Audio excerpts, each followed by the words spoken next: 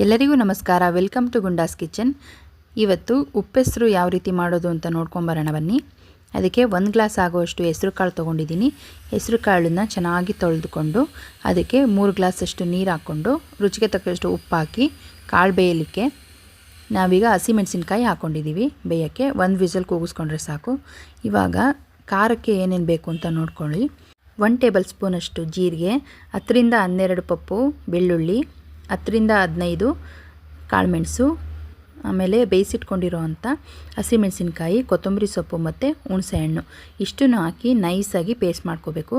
ಅದಕ್ಕೆ ನೀವು ಬೇಕಾದರೆ ಸ್ವಲ್ಪ ಕಾಳನ್ನು ಸಹ ಹಾಕ್ಕೊಂಡು ಅದಕ್ಕೆ ರುಚಿಗೆ ತಕ್ಕಷ್ಟು ಉಪ್ಪು ಹಾಕಿ ಈ ರೀತಿ ನೈಸ್ ಪೇಸ್ಟ್ ಮಾಡಿಕೊಂಡ್ರೆ ಚೆನ್ನಾಗಿರೋ ಖಾರ ರೆಡಿ ಆಗುತ್ತೆ. ನಿಮಗೆ ಖಾರ ಜಾಸ್ತಿ ಬೇಕಂದರೆ ಜಾಸ್ತಿ ಮೆಣಸಿನ್ಕಾಯಿ ಮತ್ತು ಕಾಳುಮೆಣಸನ್ನ ಹಾಕ್ಕೊಳ್ಳಿ. ಇವಾಗ ಪಲ್ಯಕ್ಕೆ 2 ಈರುಳ್ಳಿ ತೊಗೊಂಡು ಸಣ್ಣದಾಗಿ ಹೆಚ್ಚಿಟ್ಕೊಂಡು ಅದಕ್ಕೆ